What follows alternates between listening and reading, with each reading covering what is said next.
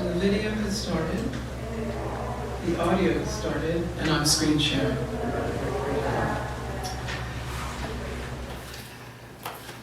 Good afternoon, everyone. My name is Jacqueline Francis. I'm a Black woman with reddish-brown skin, freckles, and hair.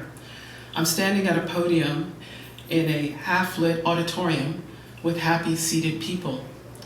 There's a lit screen projecting the words, 2022 VCS Spring Symposium, to my right, to my left, correction. It bears our program symbol, the native Californian silver puff. California College of the Arts campuses are located in Huichin and Yelamu, also known as Oakland and San Francisco, respectively, cities on the unceded territories of Chochenyo and Ramaytush Ohlone peoples, who have continuously lived upon this land since time immemorial. We recognize the historic discrimination and violence inflicted upon indigenous people in California and the Americas, including their forced removal from ancestral lands, and the deliberate and systematic destruction of their communities and culture. Land acknowledgement by itself is a small gesture. It becomes meaningful when coupled with authentic relationships, informed actions, and unyielding commitment to change that improves people's lives. CCA honors Indigenous peoples, past, present, and future, here and around the world, and we wish to pay respect to local elders. Welcome to the annual Spring Symposium of the graduate program in Visual and Critical Studies, called VCS for short. VCS is in the Humanities and Sciences Division at California College of the Arts, also known as CCA. I'm the chair of the VCS program. Today, Saturday, April 23rd, 2022, VCS is proud to offer our annual Spring Symposium. It is a culminating public event for our program's academic year. We celebrate students nearing the completion of the VCS program. Kristen Moore, Katherine Jemima Hamilton, Liz Hafey, Liz Ordway, and Alia Patricia. For the first time since 2018, we are holding the VCS Spring Symposium in person, as well as live streaming it by a Zoom webinar, and we are elated. The class of 2022 is approaching the finish line of the master's degree program, and for several of them, 2 master's programs. As all commencement activities do, today's compels us to look back and think ahead at the same time. Here at CCA, some of our classes returned to our 2 campuses in the fall of 2021. Everyone has been back 100% since January of 2022. We who knew each other in the pre-pandemic time have been reacquainting ourselves with each other, as well as getting to know new students and colleagues for the very first time. The socialization process that has always been an aspect of education is one that we perhaps have never fully acknowledged until this year. Thank you for being part of this journey. In the program for today's symposium, there are bios, richly written bios of today's presenters, and info about the staff and faculty that support them. Please read these stellar accounts regarding these emerging scholars.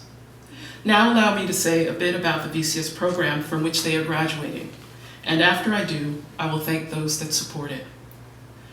The VCS Master of Arts program is a 2-year program. For students who are interested in earning a second terminal master's degree in writing, fine arts, and curatorial practice at CCA, there is an option of a 3-year program. Working with our dynamic faculty, VCS students take seminars in philosophy, art history, and visual culture, and theories of identity, place, and modes of perception. Their coursework builds skills in research and advances the strategies of presenting one's discoveries to audiences. Toward these ends, students complete a 30-page master's thesis. They also write a shorter 2,500-word essay based on the thesis and published in our VCS Sightlines journal. They each produce a thesis exhibition poster, collaborating with a student in CCA's graduate design program on the best ways to communicate their research projects with images and with text. Lastly, they publicly present their research at the annual Spring Symposium. In sum, VCS training prepares them for careers in academia, journalism, the arts, and in the cultural industry at large. VCS thanks CCA President Stephen Beal, Provost Tammy Ray Carlin, and the Dean of the Humanities and Science Division, Titi Takamoto. We also recognize Mike Rothfeld, Director of Academic Administration for Humanities and Sciences, and Nicholas J. Whittington, the VCS Program Manager. VCS is grateful to all who help us get our work done here: librarians, staff administrators, public safety officers, as well as facilities workers. Last but not least, I thank my VCA faculty colleagues, in particular those who advised this year's graduating cohort. Master's Project Thesis Directors Thomas O. Hawkinson and Viet Le supervised the writing of the master's theses, the Sightlines essays, and today's symposium presentations. Faculty advisors Meg Bissonnier, Anthea Black, Mia Foyer, Ren Fiss, and Jeanette Rowan shared their disciplinary expertise with students. You'll find more information about the work of all of these influential thinkers, writers, artists, makers, designers, and educators in the symposium program and at cca.edu. Now I will turn the program over to Dr. Viet Le, Associate Professor. He will introduce panel 1. About Viet. Viet Le is an artist, writer, and curator. His work has been presented at the Banff Center for Arts and Creativity, the Bangkok Art and Cultural Center, the Shanghai Biennale, and the Rio Gay Film Festival, among other venues. Le co-curated Love in the Time of War in 2016 with Jennifer Vanderpool, the 2012 Kwandu Biennale in Taipei, Transpop Korea-Vietnam Remix in 2008 with Young Soo Min, and Humor Us in 2007 with Letta Ming and Young Soo Min. His recent publications include White Gaze in 2018, written in collaboration with Michel Dizon, Myriad Modernities in 2018, a special double issue of visual anthropology that he co-edited with Lan Duong, and his triumphant book, Return Engagements, Contemporary Arts, Traumas of Modernity and History in Saigon and Phnom Penh, published in 2021 by Duke University Press. Please help me welcome Viet Le.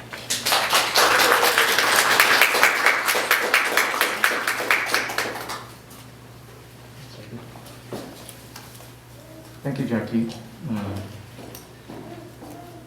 Trying to figure out which cameras to look into. I want to thank all of you for joining us in person and virtually. The Master's Project cohort has been working tirelessly all year, and as Jackie mentioned, this is the culmination and capstone event of their efforts and our communal love and support.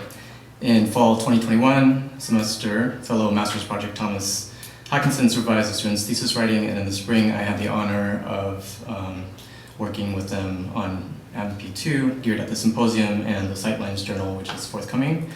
So much gratitude to Jackie Francis, Thomas Hawkinson.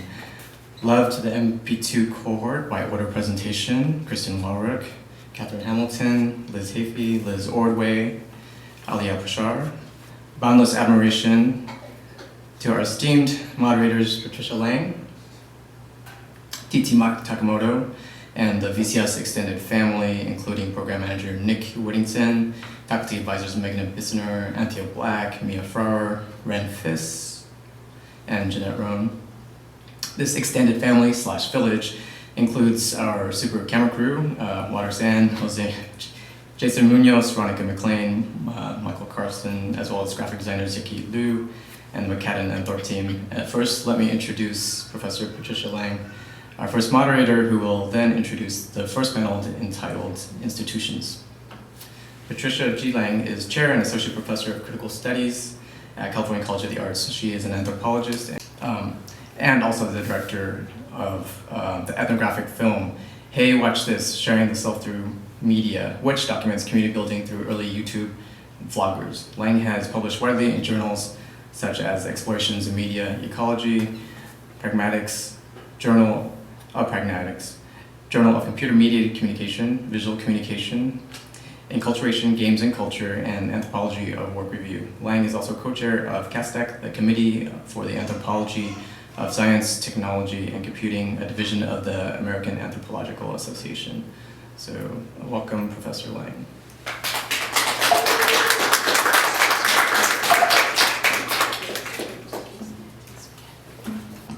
Okay, first I'd like to welcome to the podium Kristen Moore. She is an arts worker and cultural producer who has worked in both nonprofit and commercial gallery art spaces on the East Coast. Her interests include media infrastructures, counter histories, and moments where music and art intersect. Since her arrival to the Bay Area in 2020, she has been pursuing interdisciplinary research, curatorial, and writing projects, and works as an independent consultant for nonprofit organizations. Past work in the cultural arena has ranged from designing education programs to overseeing major construction and art production projects and creating new organizational structures. Please join me in welcoming Kristen Moore.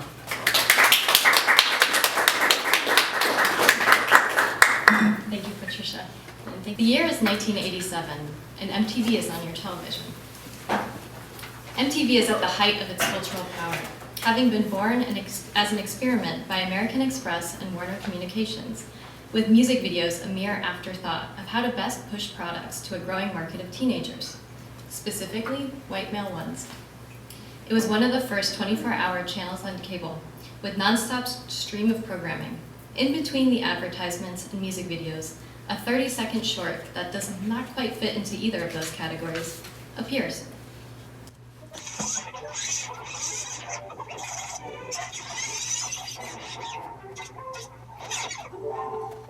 So, as you've gathered, the video we just watched was an advertisement commissioned by MTV, but also an artwork by the groundbreaking video artist Dara Birnbaum. This was one of two works that she would make for the network, both of which are examples of how an artist can engage with a corporate sponsor on their own terms and critique the system that they are participating in. This conundrum, how to make actually critical work within corrupted systems, is of course one that persists, especially in an age where corporate collaborations with artists are the norm, to the point where we can recognize art washing in a myriad of forms, as well as greenwashing, pinkwashing, etc. In its heyday, MTV was a site where working with radical artists to create content became the paradigm that we take as a given today. So, how can artists be both in and out of the system? These works by Dara Birnbaum are an attempt to do just that, because they use television on television. But first, a little bit of context about what we just saw. Even though Birnbaum was making what were essentially music videos throughout the early 1980s, she declined lucrative offers to do so for the network. Instead, she agreed to make this 30-second Mtv Outbreak advertisement, for which the sky was the limit, budget-wise. So in this still, we can see the one requirement of the commission, a 1-second shot of the logo, which she chose to narrativize. The aroused clown being crushed by the logo can be read as this indictment of male heteronormative scopophilia. And from her own words, we know that she was deeply engaged with feminist media scholars work at the time that she made this. The work functions as a détournement, to borrow a term from Guy Debord.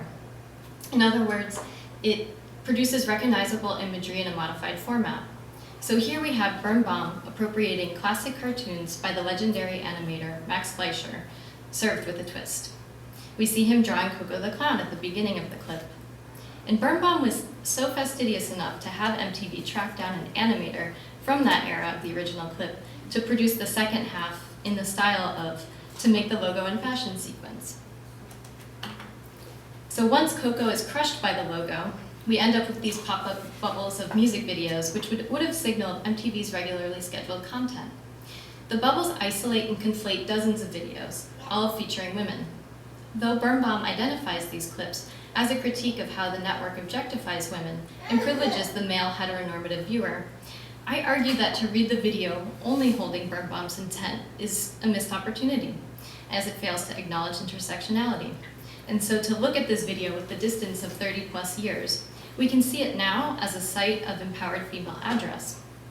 Instead of seeing Whitney Houston perform for her male audience, as Birnbaum may have argued, we're seeing a Black woman take a space as a pop icon and an empowered figure. And so to locate this work within art history and media studies, we can draw upon the critique of Birnbaum's other works across generations of art criticism, including her friend and longtime Marxist art historian, Benjamin Buchloh, who was vocal about MTV as a supermarket of imagery at the time that this was made. So his position is that all corporate commissioned art ends up servicing the corporation and never the other way around. However, I would argue that as a work of institutional critique, Birnbaum's MTV Outbreak tips the scales back into the artist's favor. And this closing shot helps to further this argument. So here we have a female artist looking at the original footage of Max Fleischer as material on her palette. So here we can think of Birnbaum as reflecting on her own practice as a video artist and one who was using media against itself.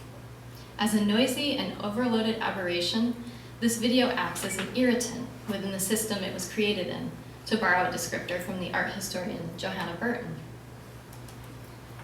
So it's besides the point of whether or not this video is a success or a failure within Buchlo's logic of corporate assimilation, triumphing over transgression. As the writer Yun-Sung Kim states, there is no such thing as good accumulation. It's how an artist can effectively bite the hand that feeds them that makes this work, like MTV Outbreak, which follows a line of radical thought beginning with Walter Benjamin and Bertolt Brecht, to consider how artists can potentially navigate the murky waters that is corporate patronage. And so I put this quote up by Dara Birnbaum because I think, or we can think of MTV as this flattened chocolate cake that she's talking about here. It's also a good reminder of why we might look at MTV today.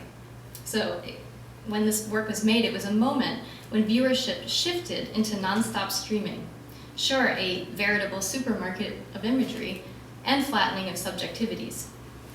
And her work serves that back up with some extra chocolate right on top of that cake. In the 1980s media landscape, just as cable was taking off, artists of all stripes were being engaged in force against a turbulent socio-political backdrop, where positions on either side were becoming more deeply entrenched. And so it's exactly here that we can see some parallels with what's happening today.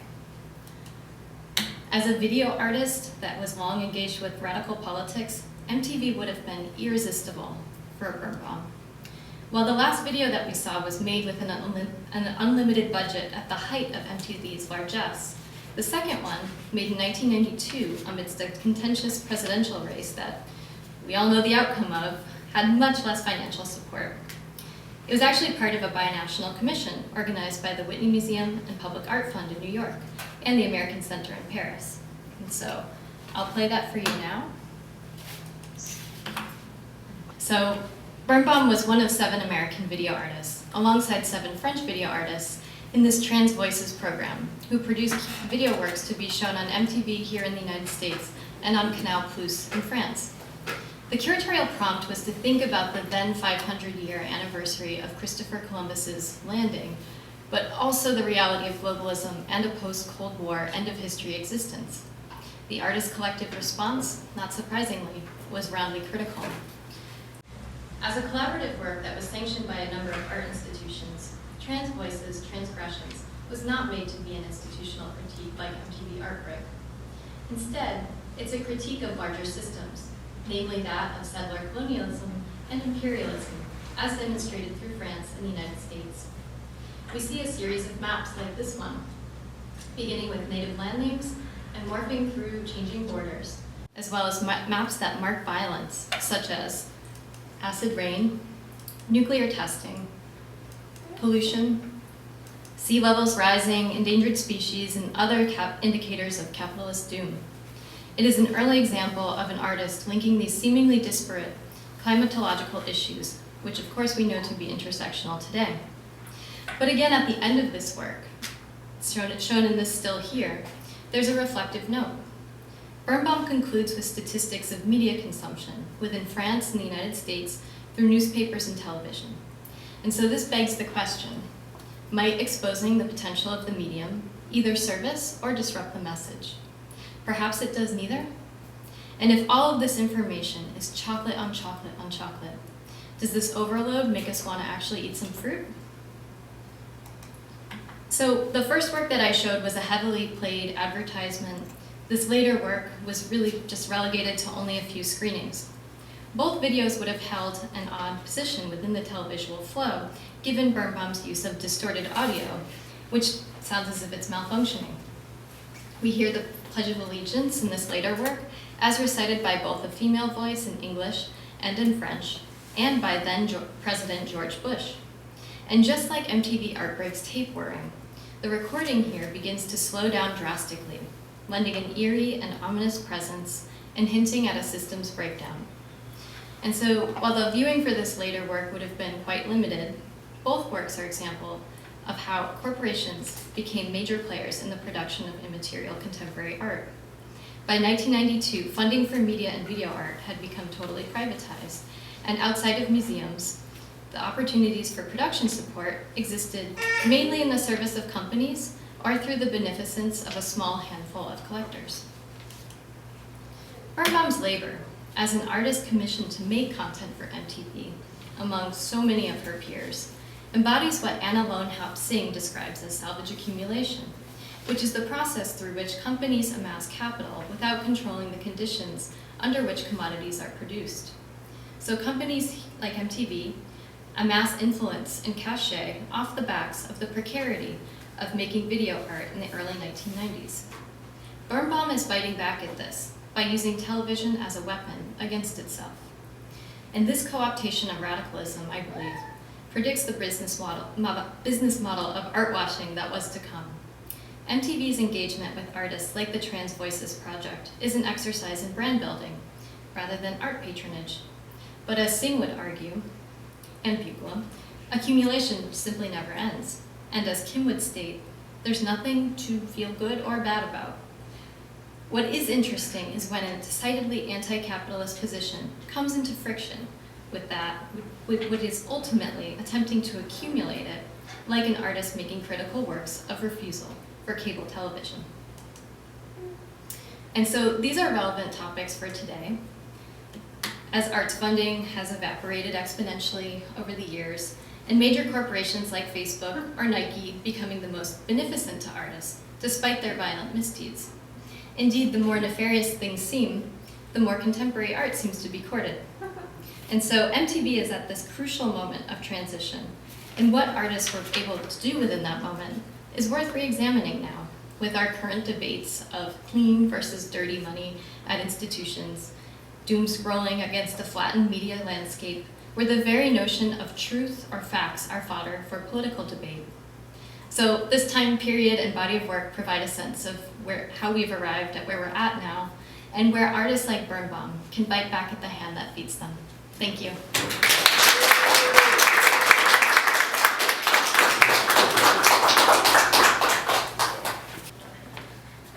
I'd now like to introduce Katherine, Jemima, Hamilton, which are three names given to one person who does a few things professionally: curating, writing, editing, and educating. Born and raised on unceded Liquitok territory, they moved to Treaty 13 territory in 2014 to pursue a BA in art history at the University of Toronto. In 2019, they moved to unceded Ohlone territory, known by settlers as the Bay Area, to learn more about contemporary art and curating in their dual degree MA in curatorial practice and visual and critical studies at CCA. Their research interests include feminism and technology, craft and ritual, and exploring sound as a framework for working, living, and unsettling. Please join me in welcoming Katherine, Jemima, Hamilton.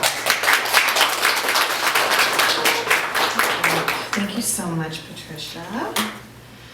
Just do this. Great.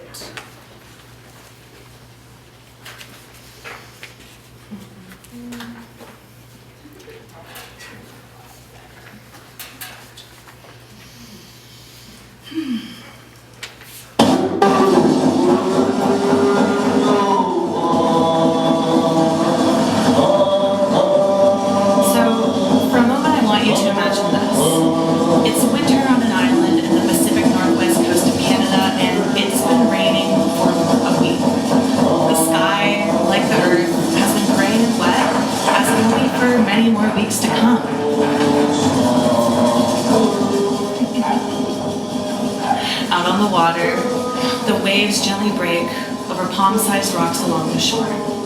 Towering grandmother and grandfather Douglas firs, Sitka spruce, hemlock, and red and yellow cedar touch the clouds. And it's still, but it's not quiet. The fire in the middle of the big house crackles and pops as a cloud of gray smoke rises and rises and rises through a hole in the roof. The drums and rattles begin from in the front of the dance screen. Ba, ba, ba, ba, ba, with boom, boom, boom, with ch-ch-ch-ch-ch. Two men emerge from a doorway lined with green hemlock branches, holding large blankets to surround something creeping on to the big house floor. Each man holds a rattle. One is an older man with long silver hair and a smoky gray beard. This is Wawruck chief, Wallace Gwa'yam. The young man swoops around to the front of the thing to Beau's side, releasing a creature with shiny black fur and four heads. The head splits down the middle to reveal another face painted in teal. The creature is Raven. So these are the first few minutes of a Raven transformation mask dance at Alan Hunt's Potlatch in 2016.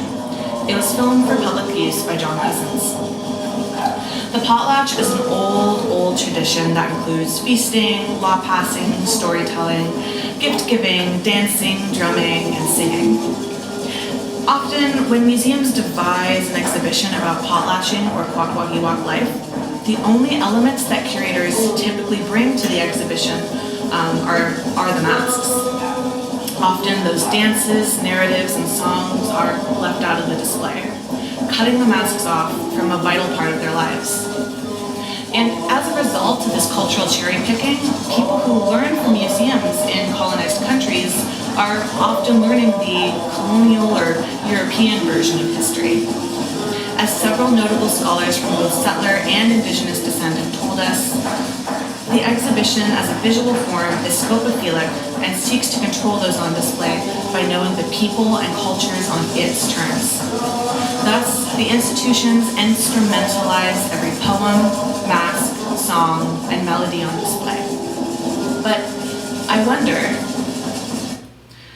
can the sonic imaginary be a matrix through which ongoing colonial violence is not hidden and hushed, and education on potlatches and regalia can be done without separating the masks from their communities and loved ones? Candice Hopkins curated Beau Dick's potlatch masks in a way that exemplifies a sonic exhibition form, meaning one that embraces non-visual elements of these masks' lives. Hopkins provided several ways in to see how the masks play with each other and the artwork and the rest of the space at Documenta 14. And the one tactic I'm going to focus on in this presentation is leaking, wherein a visual item or an image acts like a sound. So a leaky exhibition would be an exhibition that acts like sound. And I also think that by working through a sonic curatorial matrix, Hopkins considers different ways that one employs listening when perceiving the world, proposing a sonic exhibition that could engage perceptual modes that do not instrumentalize or conquer the beings on display. Now, before I say any more, I do think it's important to tell you how I came to this work, where I'm from, where Beau Dick is from, and how these masks were witnessed at Documenta 14, an international exhibition of contemporary art that happens every 5 years. Normally, it takes place in Kassel, Germany, but the 2017 iteration took place in both Kassel and Athens, and I'm focusing on the Athens installation. And so here I'm showing you where Alert Bay is on the west coast of so-called Canada and how far that is from Athens. Pacific Northwest Coast masks do live all over Europe, and German institutions especially have large collections of Pacific Northwest Coast First Nations art. Of the regalia in particular, some of it was stolen during colonial looting, and some of it was recently commissioned by Pacific Northwest Coast First Nations artists. So it might have been the first time that some people had ever seen these kinds of masks in a fine art context, but it's definitely possible that other people have encountered these kinds of potlatch masks at some point in Europe. Now, I became interested in sound as a curatorial framework in 2020 while working closely with various regalia collections at the museum in my hometown of Campbell River, BC. This collection included masks and blankets from the Coast Salish, Nachalnuth, and Kwak-Wak-Wee-Wak peoples, as well as several masks carved by Chief Beau of the Namkis First Nation. Now, I know as much as you do that maps are colonial constructs, but unless you're a fisher, I'm assuming you've probably never heard of Campbell River or Alert Bay. So here they are on a map in relation to where the US is. This is the 134-kilometer drive from Campbell River to Alert Bay, which would include a ferry because, as you can see, Alert Bay is on an island. So something I learned while using the languages of the place I grew up is that every place has indigenous sounds. Every place has a way of communicating shaped by millennia-long histories of peoples who know the land like a relative.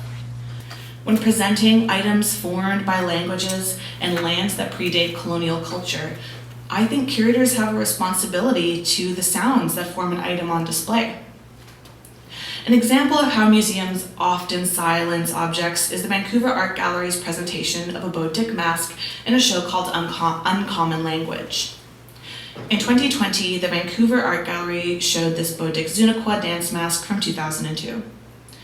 Zunaqua is feared because she steals children who wander through the forests, hiding them in her wooden basket. Her lips form an O to signal that she's calling, whoo, whoo. Now, though likely not the museum's intention, it silences the mask by detaching Zunaqua from her culture and forcing the idea that First Nations cultures and societies are dead. This display, where the mask is alone on a white pedestal placed in the middle of the room with no contextualizing information, implies that the mask has no life beyond its status as an art object. This implication is in the mere fact that the curators used the museum's capitalist logic to define the mask's purpose. It's now an erratic object only to behold and to possess. In Hopkins' presentation seen here, Dick's cycle of Atlacan masks face each other in a circle as Zunaqua calls from the back, whoo, whoo. What ties this exhibition form to sound is how the masks leak into one another's space. Leaking is a term to describe sound's affect coined by Beirut-based artist and writer Lawrence Abu Hamdan. When a visual element leaks, it's acting like sound. It leaks beyond its designated space, affecting other visual elements or images in another part of space. It resonates, it emanates, it breaks down barriers of this and that because each element alters the other visual elements simply by holding space with them. The visual elements act like sound in a room that makes us perceive each sound in relation to all the other sounds we are hearing. So now let's look at some of these visual elements that are leaking. Gwa'yam's black and white beak protrudes beyond her mouth, curving into her dark red lip upon the square man-snapping jaw. The beak is punctuated with black U-forms, contrasting against the mask's white base, creating rhythmic movement on the beak alone. Dick repeated the U-form in red behind the cheek, like notes in a different register. The red U-form is then repeated in double time in a split U behind the eye. The forms build off one another like a percussionist building a beat of full, quarter, and eighth notes. Their connection to sound, not just rhythm, can also be seen in the crescendo and decrescendoing forms created by the oval's long tail. Now, I also want to remind you that, as we saw earlier, movement in these masks isn't only created by the forms pushing and pulling each other. A dancer defines and redefines the mask's movements as they play with the lighting, as well as the seat-eater strips and the snapping jaws. So these masks here are danced during a Hametza ceremony, which is essentially a puberty ceremony where a boy dances with his elders and proves his strength and stateliness. The loudest jaw in this cluster is Gwa'yam, characterized by an impossibly long beak that a dancer cannot hold on their own. The cedar strips attach at the mask's neck, swishing and swaying as the dancer moves. Dick carved out Gwa'yam's eyes so the negative and positive space is not just an illusion. The artist shows us that formline style is harmonic. It creates complex rhythms and chords through an orchestra of shape and relief. U-forms, S-shapes, and half-U's are repeated in various rhythms and times. And those shape and relief are elements of the visual. Limiting these masks to a visual interpretation alone continues to separate them from their familial origins. Now, back in the Atlicum, Hopkins showed a commitment to sonic leaking down to the mask stands. In the Atlicum circle, you can see a mix of triangles, squares, and circles. Now, they don't repeat in any pattern, but like the forms in the masks, one reads the different shapes together like different beats or notes in a composition. Hopkins uses visual elements in the way that sound behaves. Not only do the shapes and forms on the mask bounce off of each other, they also bounce off of the other artworks in the exhibition space, and their display poles do the same. A similar play of rhythm, we can see a similar play of rhythm in the stand shapes at the base of these masks. But instead of triangles or circles, the hummocks of bird stands appear to be carved out in negative space in relation to the masks, whose bases are in positive space, the Atlicum masks. This play between negative and positive space is echoed in the hummocks of masks forms, which, as I mentioned earlier, is created through a combination of paint and carving. And again, it's something small, but I think it demonstrates Hopkins's understanding of these masks as beings that exist beyond the visual realm alone.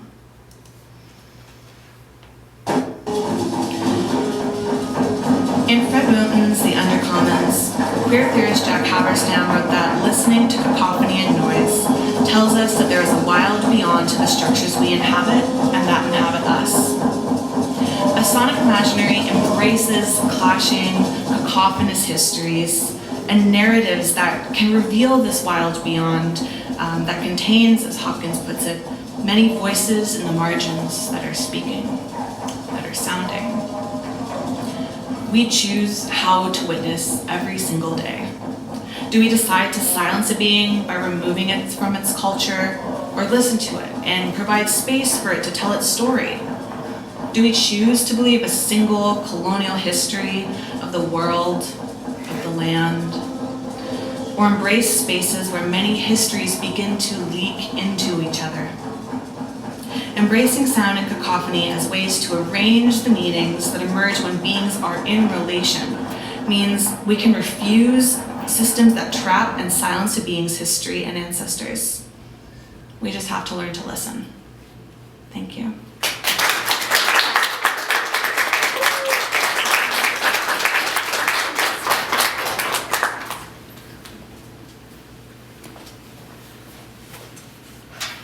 Next is Liz Hafey, a transdisciplinary conceptual artist, writer, and social activist located in Oakland, who serves on the board of the Community Building Association. Hafey holds a BFA from Massachusetts College of Art and Design and is currently a dual degree candidate at California College of the Arts for an MFA and a Master's in Visual and Critical Studies.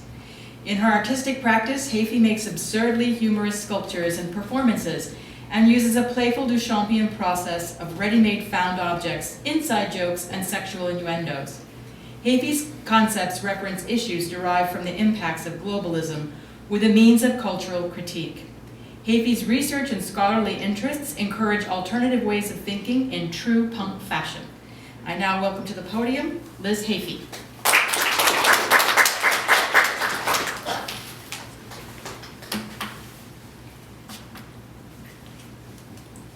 Hello, my name is Liz Hafey, and my presentation is entitled Booby Traps, Cultural Critique and the Writings of Marcel Duchamp and Karen Finley. Just over a century ago, on April 9th, 1917, the most brilliantly absurd and revolutionary art event of the 20th century was achieved, birthing conceptual art by philosophically reversing the idea of art entirely, and all it took was a manufactured urinal.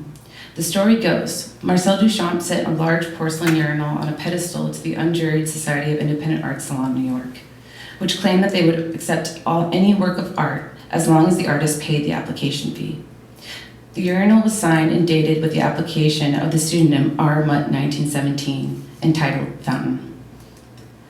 The Society's board, faced with what must have seemed like a practical joke from an anonymous artist, rejected Fountain on the grounds that it was not a true work of art. Marcel Duchamp, who was a member of the board himself, immediately resigned in protest, taking Fountain with him. Shortly after its christening, Duchamp arranged to have Fountain photographed by Alfred Stieglitz, and just like that, the original Fountain vanished, leaving only the black and white photograph as a record of its existence. Artists and intellectuals surfaced on both sides of the issue, with perhaps the clearest explanation of Fountain's importance coming from an anonymous editorial written by artist Beatrice Wood and published in the newly created data zine called The Blind Man. It reads, "Now Mr. Mutt's fountain was not immoral. That is absurd. No more immoral than a bathtub being moral. It is a fixture that you see every day in a plumber's show windows. Whether Mr. Mutt with his own hands made the fountain or not has no importance. He chose it. He took an ordinary article of life, placed it so that its useful significance disappeared under the new title and point of view, created a new thought for the object. As for plumbing, that is absurd. The only works of art America has given are her plumbing and her bridges." This story isn't just about failure or rejection, but it's about resistance and emancipation, the testing the waters of the authority within the fixed hegemonic systems of modern art discourse. Like an epic chess match, it wasn't just a singular piece or gesture, but a series of intentional and peevishly planned transdisciplinary methods of defensive and offensive moves that critically deconstructed the bridge between art and life itself. First and most importantly, up until recent decades, most historians and scholars have declared Duchamp the artist behind Fountain as the singular author, but why?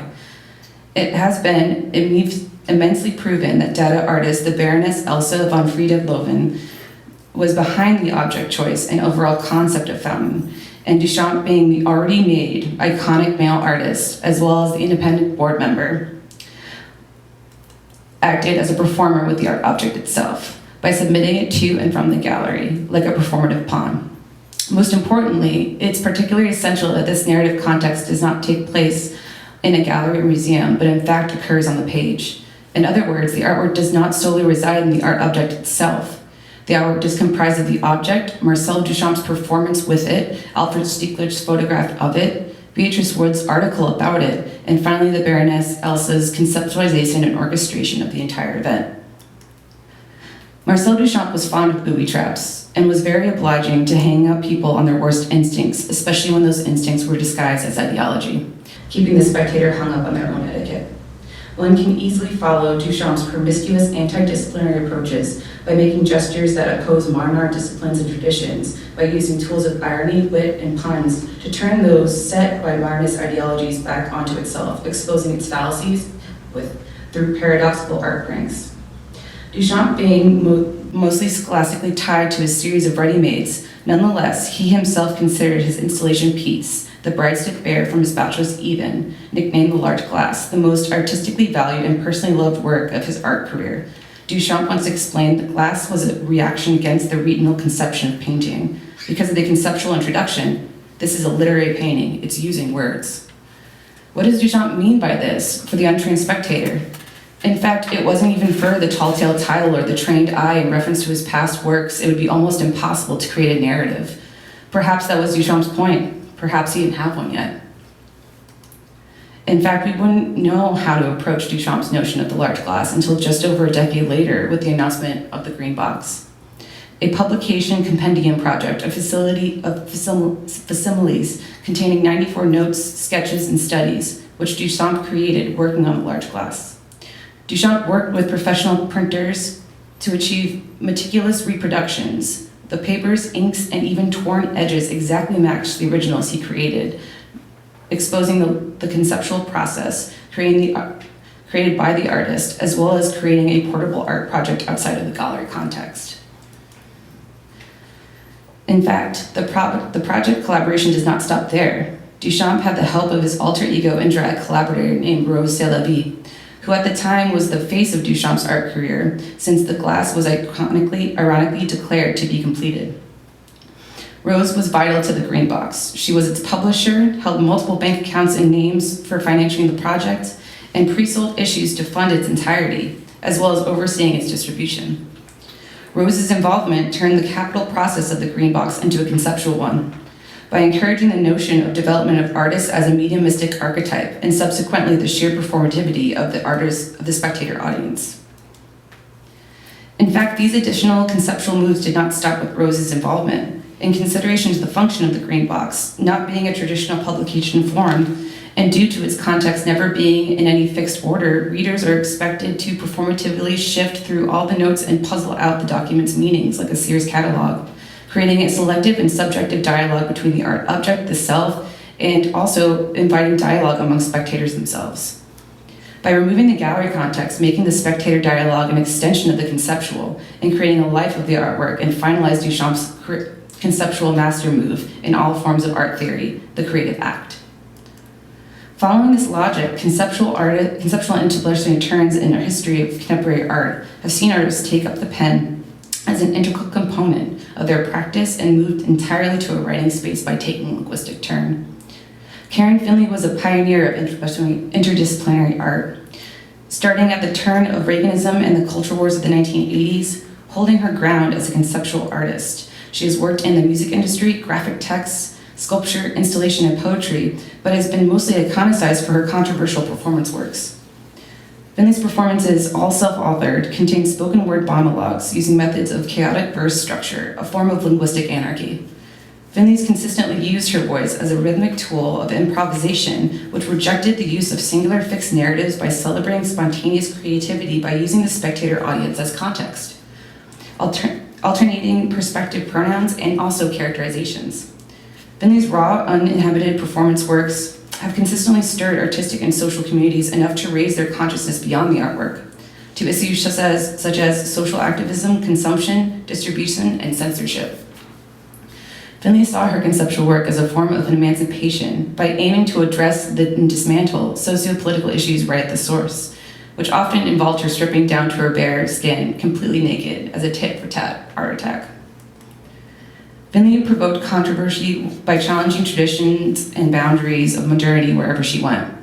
Her iconic performance works have been a subject of debate between scholars, the American judicial system, politicians, and patrons for decades. Finley's conceptual process of using her naked body as content and conceptual context within her spoken word monologues productively invoked by echoing shock to the spectator audience, but also critics and those that upheld the latter. But what that most important for Finley was the free PR stirred up by these art critics, who held onto the traditional modernist paradigm, ironically aiding Finley in creating a buzz for her work and generating an art audience. To her, all press was good press, and even been known to challenge those who overtly criticized her, criticizing the critic. Finley, who often performed in alternative spaces, traditional art galleries, and museums, was very adamant about never recording her performances, in protest of the postmodern obsession and complicity with the conventional archive. By highlighting the importance of a live spectator audience for her work, Finley is provoking us to question the notion of considering the spectator audience as the conceptual and performative aspect, the context of her work in a sense. At the same time, creating a paradoxical problem for the missing audience, compiled of those who are marginalized and unable to participate as a spectator.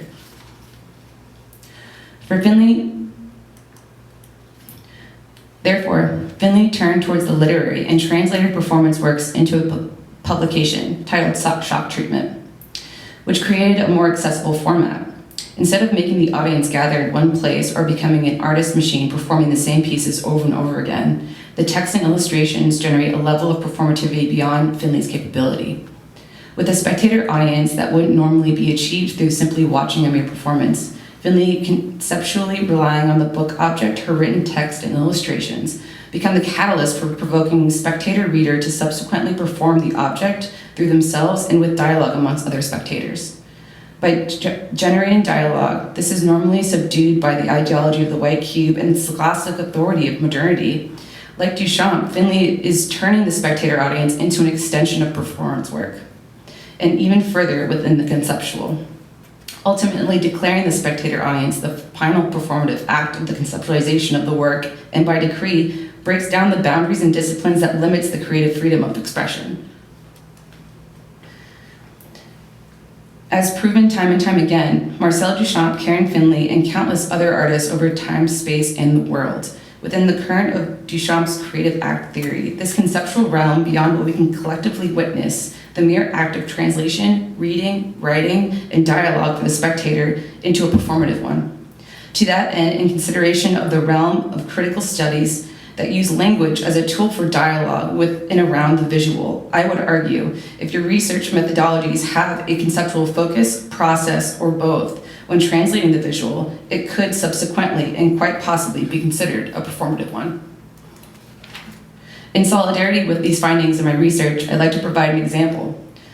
I went into a museum, but they had taken down all the art. Only the empty frames were left. Pieces of masking tape were up, with the names of the paintings and the artists stating why they were removed.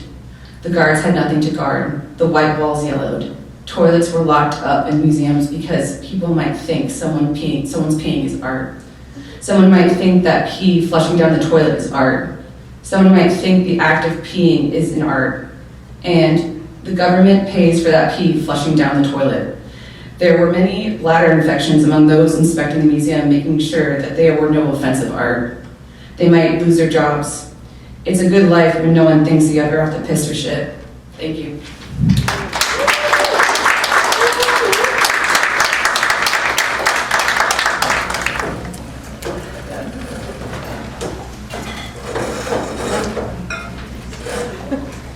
Hey everyone, I'm going to have some question and answer now. The format for this question and answer session is going to be I, as the moderator, will ask each panelist one question, and they will respond, and then I will open it up to the floor for more audience participation. I would like to start with Kristen. Thank you very much for a wonderful presentation. I'm going to maybe go into a geeky visual direction here for your question, just because it was so fascinating to look at the work of how Birnbaum used Max Fleischer in her work. And so, oh, thank you. So I was curious, how you think, is this coming through? I don't think so. Barely, well, in any event, my question basically is, I wonder if you could say a little bit about what you think using Max Fleischer's aesthetics in her work contributed to her project. I was curious about how you think these aesthetics might be read in her attempt to bite back the corporate hand that sponsored this work. I love that question. Yeah, thank you.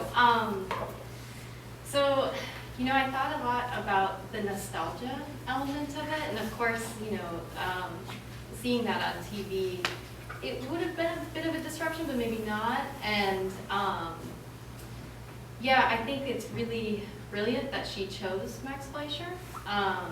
He created Betty Boop and many other characters, and he created the form of the rotoscope, which Walt Disney ended up using to great effect, and is essentially like bankrupting Max Fleischer's company.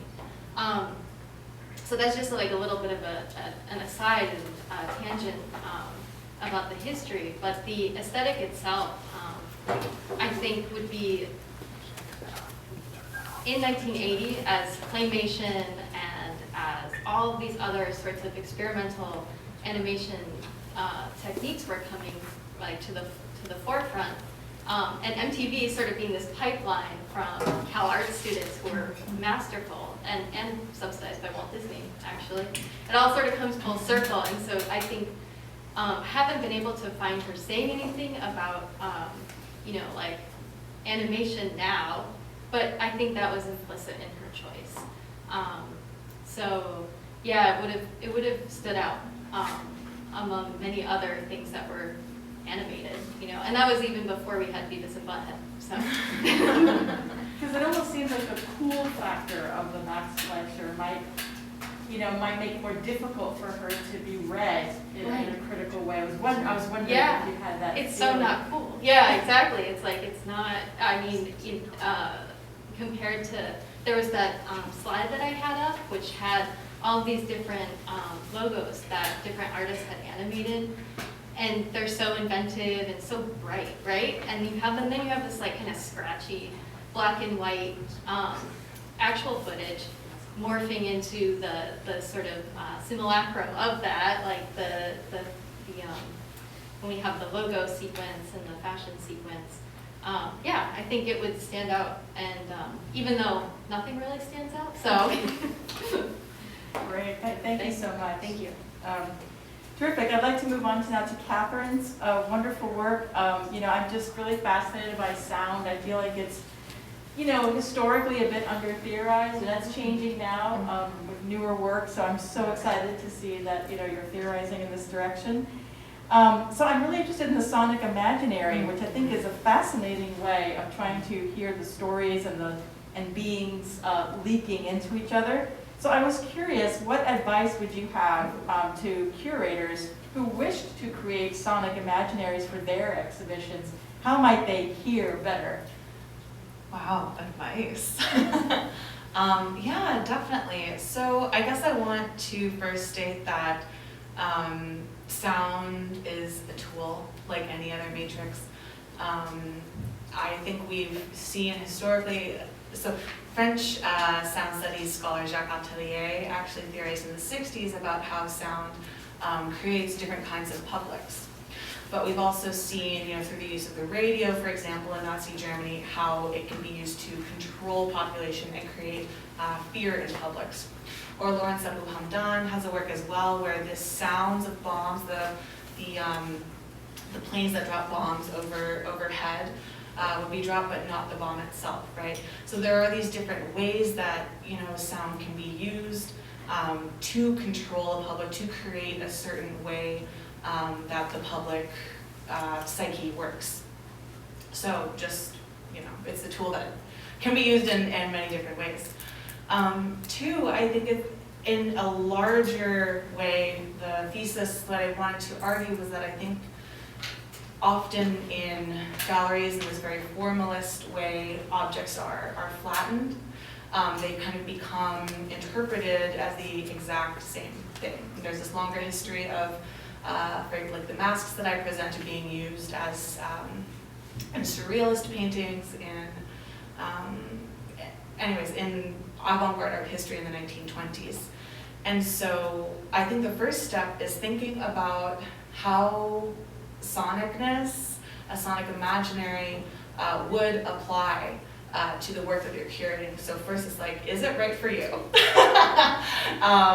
Which I think goes down to how is the artist or whoever is the creator thinking about this being, this thing, whatever you want, whatever you will be curating in its conception and then making. So the first step is like, is it right for you? And then, if it is, a text that I didn't get to draw from as much in this presentation is called Hungry Listening by Dylan Robinson. He is a Stolo scholar who currently works at Queen's University. And it talks about, so hungry listening is this form of more than listening, it's witnessing. But often I think we think of witnessing as something that we see. But it's a form of, so listening, witnessing in this context has to do with our entire bodies. But then the hungry aspect is this kind of movement towards consumption, and it refers to like the first settlers that they ever saw on the land who were there for the gold rush. And so not only were they like literally hungry, they also were hungry for gold and riches and resource extraction. And so the text talks about how that's the kind of listening that we embody when we grow up in a colonized country. It's this kind of, the instrumentalizing of other beings and masks and melodies that I said.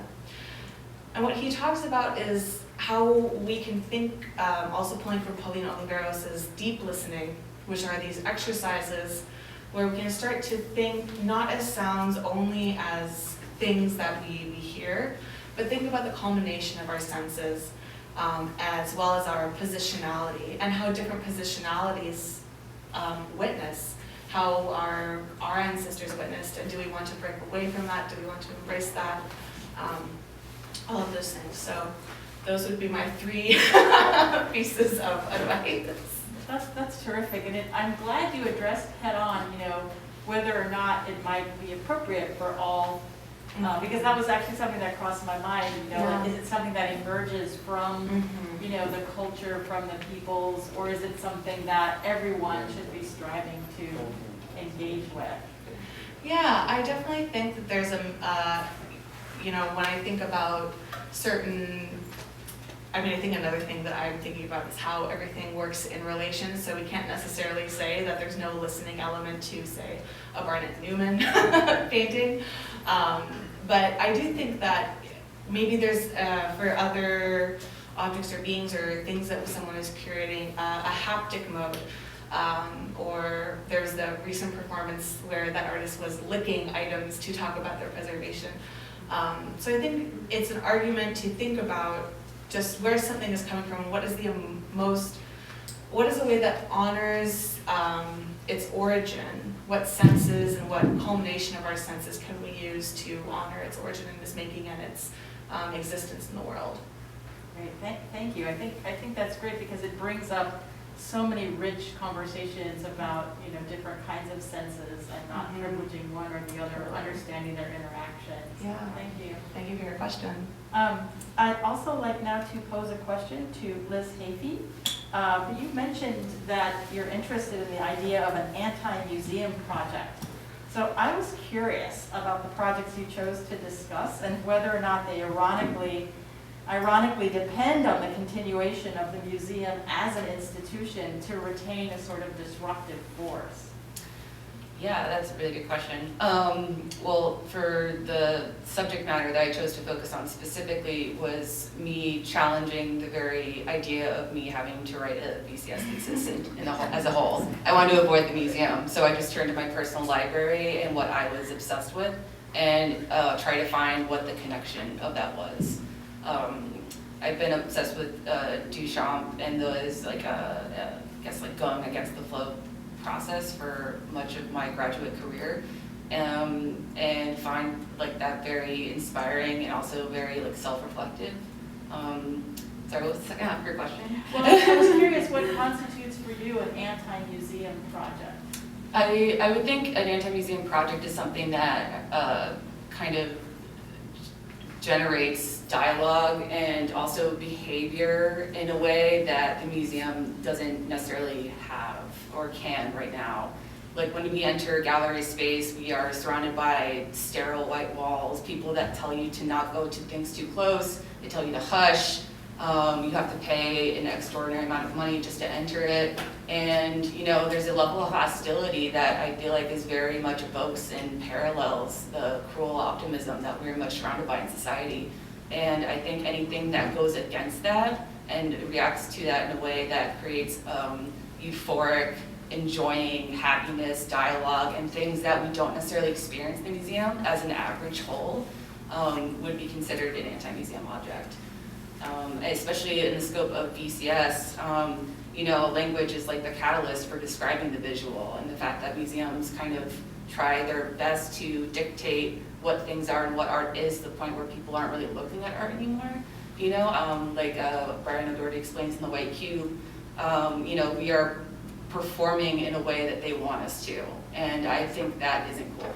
And I would really love the idea of art to be pushed even further, and like using Duchamp's fountain as an example and like kind of catalyst for my research as an outline, really kind of push the boundaries with realizing what art has the potential to be and being complicit of what the limitations are to that. I think as scholars, as writers, as people involved in an institution itself, we control what the boundaries and rules are, so we can break them. We can change them all the time. How hard is it just to delete a rule and then rewrite a new one, Thank you. Very provocative and interesting. So I think we have a few minutes to throw some questions to the audience. So is there someone who has a question for one or all of the panelists? Yes. Hi. Congrats to all three of you. Amazing. And yes, anti-museum, we see you, hear you. I guess my question stems from, being inspired by,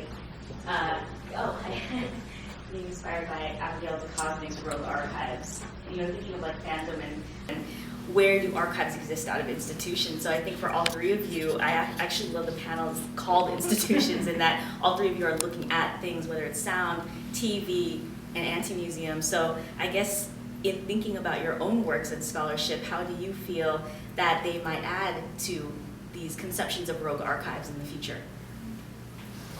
I love that question. Thank you so much.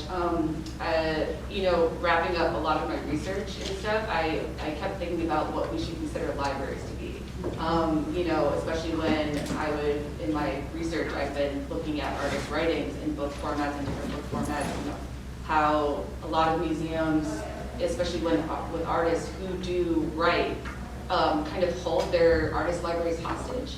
And I feel like pushing the ways that we kind of like hold and dictate accessibility to the archives and as a whole should be something to consider and probably alter.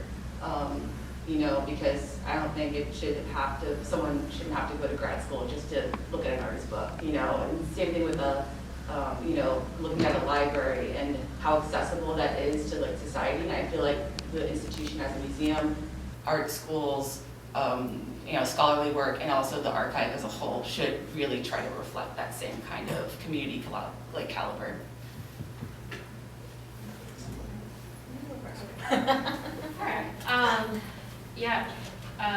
Thank you for that question. In looking at Dara Birnbaum's work on the whole, these two works are actually really strange within what she's produced.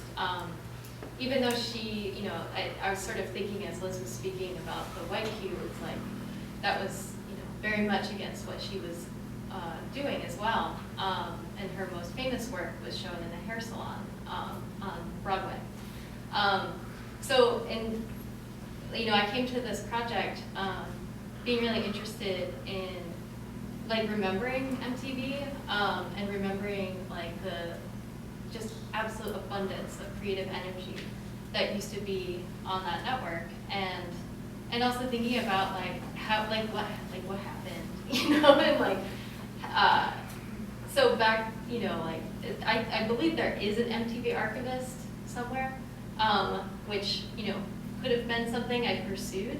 I chose to go the working with the artists and the, you know, the art institution framework. Because quite frankly, I don't know how well set up it would have been, like once I started to sort of poke around. And that says something in and of itself, because, you know, with that slide that we saw with all of the different idents, like those all had artists making them. And so, yeah, this was a really fun sort of excavation project in a way. And I was speaking with someone who's curating the survey of Dara Birnbaum's work.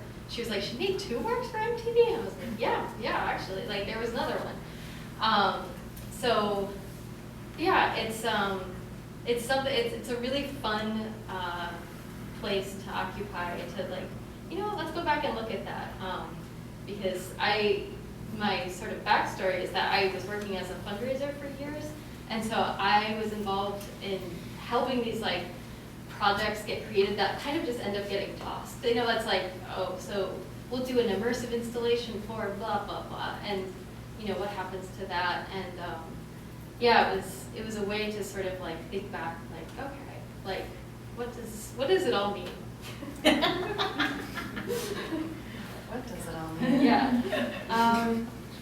So, and then for my project, in terms of archiving, I think what you run into with sound is how do you record sound? What is the record of sound that one would put in an archive? And specifically with the collections that I was working with, often the objects themselves are archived, but the sounds aren't. And there's an anecdote that Damian Skinner tells in his paper, Settler Colonial Art History, where he's talking about these 2 anthropologists, and one of them is Gloria Cranmer, who's a First Nations, Pacific Northwest Coast First Nations artist. And the settler anthropologist brings these raven rattles over, and it's like, aren't they beautiful? They're gorgeous. Like, can you tell me about them? And she says something along the lines of, I don't know, I shake them. So but that record of how they're shaken, how they're sounded, doesn't, get recorded. And so I think sound offers this really as a both immaterial and non-visual thing. It offers this interesting intervention in attempting to archive something, because are we recording the sounds themselves? What kinds of equipment, where is it being recorded, who is doing the sounding, when it's being recorded, or if we're using score, so paper instead. That can end up being, a future translation of that sound, because we would expect, if it's being scored, for someone else to play it. So yeah, I think sound offers a really interesting way of being archived, and what I love about it is that it can't really be archived. It escapes it. Thank you. Yeah. Thank you. So we are coming to the end of our session at this moment, so we'll take a 10-minute or maybe a little bit longer, but come back at 1:30 and we will resume. And please continue your questions at the reception later.